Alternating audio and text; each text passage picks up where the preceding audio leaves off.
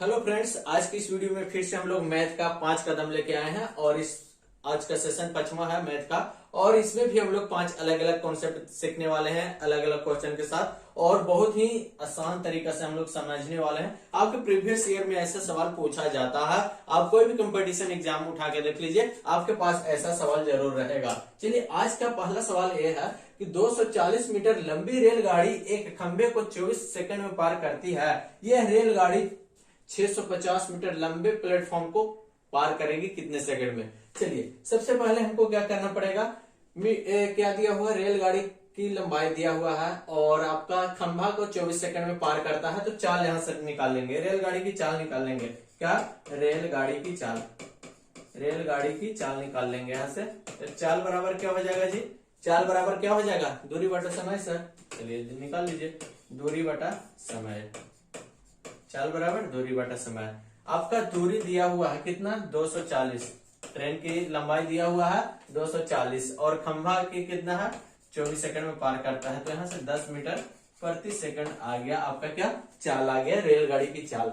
अब दिया हुआ है रेलगाड़ी 650 मीटर लंबे प्लेटफॉर्म को पार करेगी कितना सेकंड में, यानी प्लेटफॉर्म को पार करने में, प्लेटफॉर्म को पार करने में लगा समय, तो समय बराबर क्या फॉर्मूला आपका हो जाएगा, दूरी बटा चाल। क्या, दूरी बटा चाल।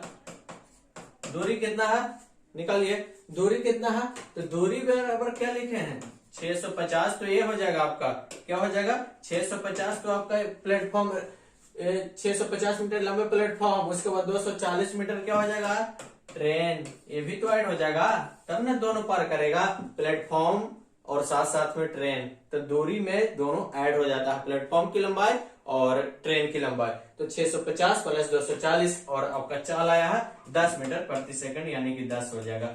650 और 240 ऐड कीजिएगा तो कितना आ जाएगा, 098 बटा 10, 0 से 0 कैंसिल, यानी कि 89 सेकंड में जी 650 मीटर लंबा प्लेटफॉर्म को 89 सेकंड में पार कर जाएगा। ठीक है, तो कितना आसान था, कुछ नहीं था, रेलगाड़ी की चाल निकाल लेनी थी, दूरी दिया हुआ था और समय दिया हुआ था 10 मीटर प्रति सेकंड, चाल आ गया। उसके बाद प्लेटफॉर्म को पार करने में समय कितना लगेगा, तो प्लेटफॉर्म को एक तो ट्रेन पार कर रही है और प्लेटफॉर्म की लंबाई दोनों ऐड हो जाएगा यहाँ पे। उसके बाद दूरी ऐड हो गया 650 प्लस 240 और चाल आपका निकाल लिए थे 10 मीटर, तो कितना आ जाएगा, 89 सेकंड में आपका पार कर जाएगा। बहुत ही बेहतरीन सवाल था। अगला प्रश्न देखिए क्या रहा।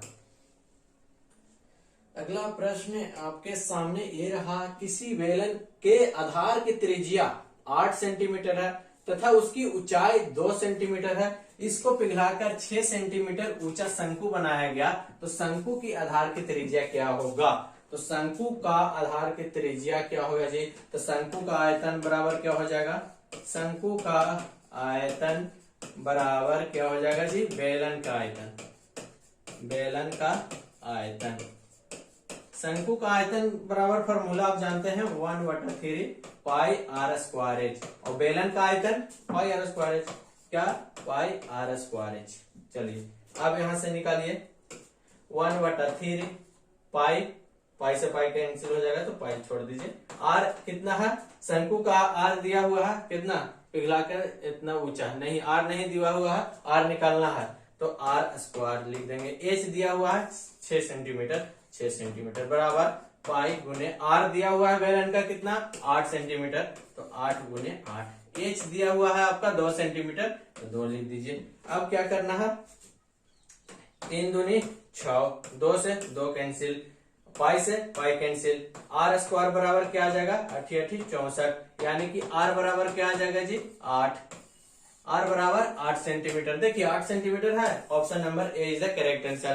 तो कुछ नहीं करना था, किसी बेलन के आधार की त्रिज्या दिया हुआ था 8 सेंटीमीटर, इसकी ऊंचाई 2 सेंटीमीटर दिया था, इससे पिघलाकर 6 सेंटीमीटर ऊंचा शंकु बनाया जाता है। बेलन की त्रिज्या दिया था और उसका ऊंचाई दिया हुआ था, उसको पिघलाकर क्या बना रहा, शंकु का, क्या बना रहा, शंकु, ये शंकु हो गया। शंकु बनाया जाता था जिसका ऊंचाई कितना था, 6 सेंटीमीटर, क्या था, 6 सेंटीमीटर एक शंकु बनाया जाता था। अब इसका बोल रहा है कि इसका त्रिज्या क्या होगा, त्रिज्या निकालने के लिए था तो शंकु का आयतन बराबर बेलन का आयतन कर देंगे हम लोग। शंकु का आयतन बराबर फॉर्मूला 1/3 पाई स्क्वायर h, बेलन का आयतन पाई आर स्क्वायर h। पाई से पाई कैंसिल हो जाएगा, 1/3 आपका बचेगा। आर स्क्वायर निकालना था, एच आपका दिया हुआ था 6, इसमें आर दिया हुआ था 8 और एच दिया हुआ था 2। बाकी आपको काट छाट खुद से करना है ताकि आपको बिजोड़ हो जाएगा। चलिए इसका आंसर जो आ जाएगा राइट आंसर 8 सेंटीमीटर। चलिए अगला प्रश्न हम लोग देखते हैं बहुत ही बेहतरीन अंदाज में और अच्छे ट्रिक के साथ, अच्छे कॉन्सेप्ट के साथ। देखिए बेहतरीन सवाल एक और पाइप एंड टंकी से आ गया जी। चलिए 2 पाइप एक टंकी को क्रमशः 15 एवं 12 घंटा में भर सकता है, जबकि एक तीसरा पाइप इसे 20 घंटा में खाली कर सकता है। यदि टंकी खाली है तथा सभी तीनों पाइप एक साथ खोल दिया जाए तो टंकी कितना घंटे में भरेगा। देखिए जी 3 टंकी है, चलिए मान लिया जाता है एक ए टंकी, एक बी टंकी, एक सी टंकी। पहला टंकी 12 घंटा में भर सकता है, चलिए 12 घंटा में भर सकता है सर। दूसरा टंकी पहला है जो 12 घंटा में भरता है, 15 घंटा में भरता है, 12 नहीं 15। और दूसरा टंकी है जो 12 घंटा में भर सकता है। तीसरा टंकी है जो 20 घंटा में खाली कर सकता है। ये दोनों भर रहा है, लेकिन तीसरा क्या है जो 20 घंटा में खाली कर सकता है, खाली कर सकता है। ये दोनों भर रहा है तो पॉजिटिव पॉजिटिव, और खाली कर रहा है निगेटिव। ये दो को भरेगा, एगो खाली करेगा। ये 15 घंटा में भरेगा, ये 12 घंटे में भर रहा है, 20 घंटे में खाली कर दे रहा। तो ऐसा सवाल के लिए हम लोग क्या सीखे हैं, इसका एलसीएम निकाल लेंगे सर। तो 15 12 और 20 का एलसीएम आपका क्या आ जाएगा, तो इसका एलसीएम आपका आ जाएगा 60 आ जाएगा। क्या आ जाएगा आपका 60 आ जाएगा। और इसका एफिशिएंसी निकालिए ए का, तो ए का एफिशिएंसी 4, बी का एफिशिएंसी 5, सी का एफिशिएंसी 3। अब निकालिए आप सी का एफिशिएंसी क्या आ जाएगा 3। अब क्या करना है कि तीनों पाइप एक साथ खोल दिया जाता है तो टंकी कितना देरी में भरेगा, तो 60 बटा ये दोनों को ऐड कर देंगे 5 और 9 माइनस क्या कर देंगे ये, क्योंकि ये खाली कर रहा है। अब बताइए 60 बटा 6 यानी कि आपका 10 घंटा में क्या कर देगा, भरेगा। 2 टंकी भर रहा था, पहला 15 घंटा में भर रहा था, दूसरा बी टंकी 12 घंटा में भर रहा था, और तीसरा टंकी है जो 20 घंटा में खाली कर रहा था। तो बताएं कि तीनों एक साथ खोल दिया जाता है, यानी कि 2 को भर रहा है, 1 को खोल रहा है, यानी कि खाली कर रहा, तो कितना घंटा में भरेगा। तो एलसीएम निकाल लेंगे तीनों का, 60 आ गया। अब अलग अलग एफिशिएंसी, ए का एफिशिएंसी 4, बी का एफिशिएंसी 5 आ गया और सी का एफिशिएंसी 3 आ जाएगा। अब क्या कर रहा है कि तीनों पाइप एक साथ खोल देते हैं तो कितना घंटे में भरेगा, यानी कि टोटल एफिशिएंसी 60, और ये दोनों को ऐड कर देंगे क्योंकि ये भर रहा है, एक खाली कर रहा, तो माइनस हो जाएगा 5 और 9 माइनस 3 यानी कि 6, 60 बटा 6 बराबर आपका 10। तो 10 घंटा में वो भरेगा। चलिए बहुत ही बेहतरीन सवाल था, आप लोग इसको जरूर कीजिएगा। चलिए अगला प्रश्न आपके सामने ये रहा। किसी आयत की लंबाई को 10% एवं उसकी चौड़ाई को 20% बढ़ाने पे उसके क्षेत्रफल में कितना % की वृद्धि होगी। ऐसा सवाल आएगा तो क्या करना, plus minus X plus minus Y plus minus X plus Y बटा 100%। ये आपका एक फॉर्मूला है, इसी पे आपको पुट कर देना है।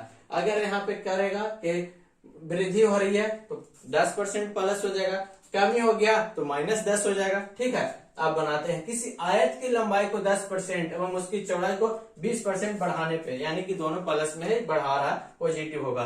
तो प्लस 10 प्लस 20 प्लस 10 गुने 20 बटा क्या हो जाएगा आपका 100 हो जाएगा जी।